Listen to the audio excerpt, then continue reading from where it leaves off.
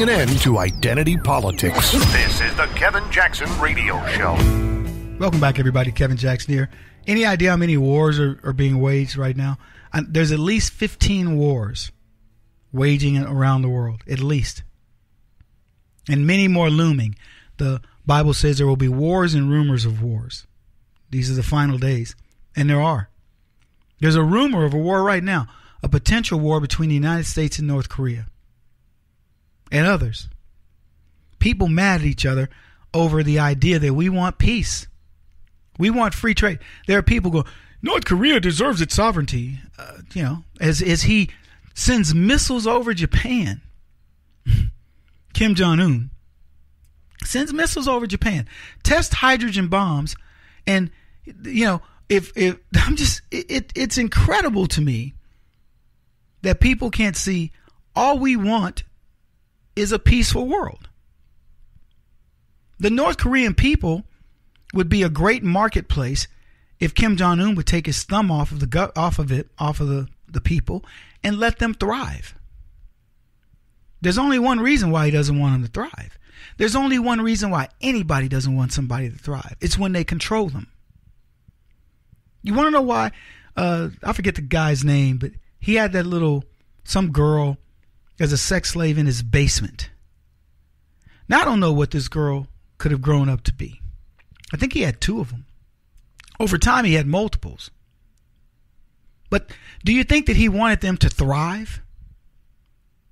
Maybe they were brilliant. Maybe they were, I don't know, could have been working at NASA, running companies. Who knows? Certainly, they didn't opt to be slaves, sex slaves in a basement, chained to a pole in a bed.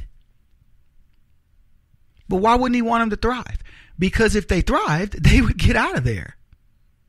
They would see that he's no good. Think about a guy who says to you, this is Donald Trump saying to America, I want you to be successful. I want you to live the dream that I've lived. That's a guy that's got no hang-ups. He's like, bring it. I want the competition. You think you can build better buildings? Great. You think you can build better resorts? Go for it. That's what it's about. I'll elevate my game, you elevate your game, and let's see how it shakes out. And we'll be friends in the end.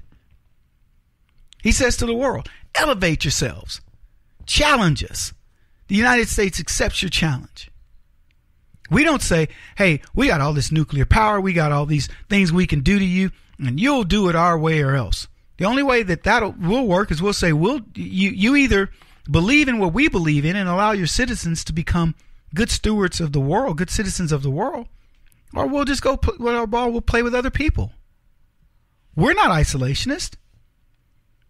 We understand. The last thing we are is that we want your products. We want your goods and services. We want to help you improve them. So we're doing you a service. Make it a challenge. When Trump with the Poland, they did make Poland great again. I love it. So he didn't look at that and see competition. He looked at that and said, yes, go for it, Poles. Get us products and services and things that only you can provide, and we'll love that. We'll be a part of it. We'll join with you.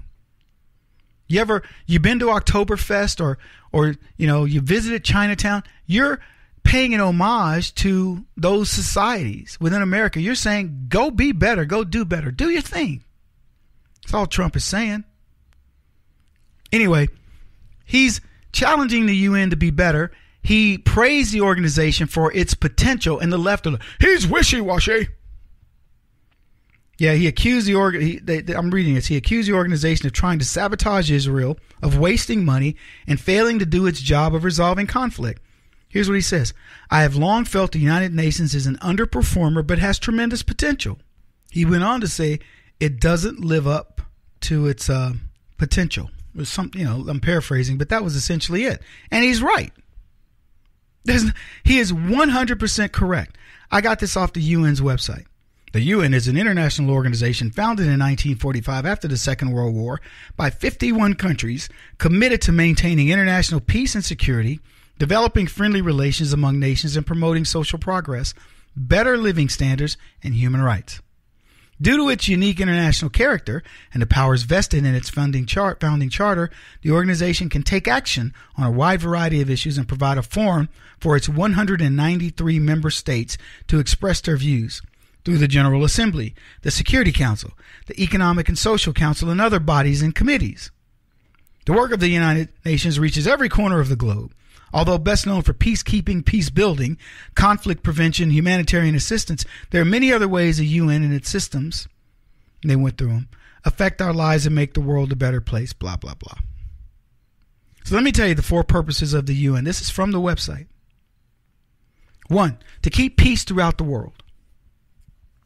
Okay? 2, to develop friendly relations among nations. 3, to help nations work together to improve the lives of poor people, to conquer hunger, disease, and illiteracy, and to encourage respect for each other's rights and freedoms. And 4, to be a center for harmonizing the actions of nations to achieve these goals. Now I'll ask you, peace in the world. The world has been on the brink of war practically my entire life. I lived through the Cold War, where I would hear we were a couple of button pushes away from they call it mutually assured destruction. Russia to America. We got Al Qaeda, we got ISIS, we have Muslim countries that are attacking Israel, attacking the entire world as the UN watches. We have wars going on in Afghanistan. I mean, we have the Sudan civil war.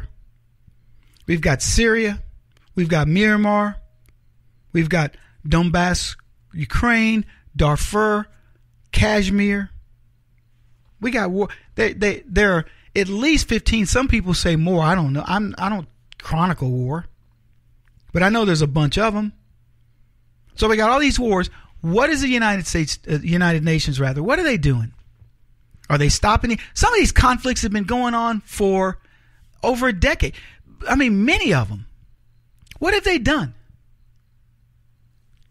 They get a lot of money to do nothing. The next one, to develop friendly relations among nations. Okay, where are the unfriendly? In other words, it's one thing for the United States to deal with Europe.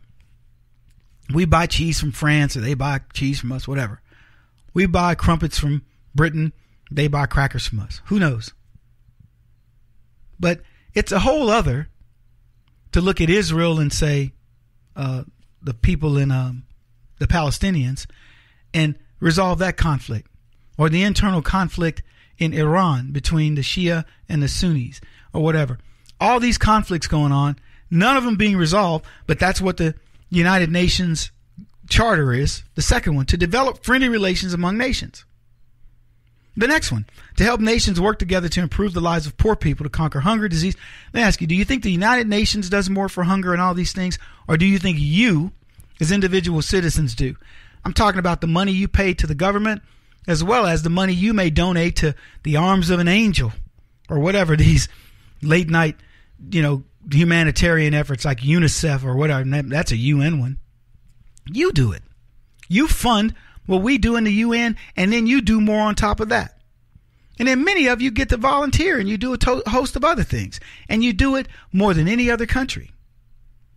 And still, the UN stinks at it.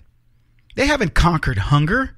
We have food. We waste more food in the United States. If we figured out a way to get that food over to there, it would be a bonanza. We could do things with the grocery stores to say, they're going to give a percentage of that food over to overseas some kind of way. There are many ways to innovate where we don't have to have people starving to death, and yet we do. Why? Because warlords won't let their people get to the food. It isn't us. We know how to do it.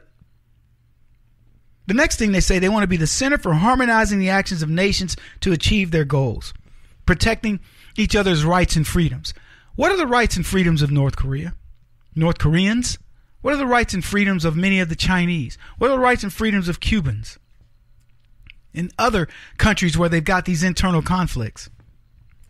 What are the rights and freedoms of Christians who are being persecuted by Muslims all over the world? What's the UN doing?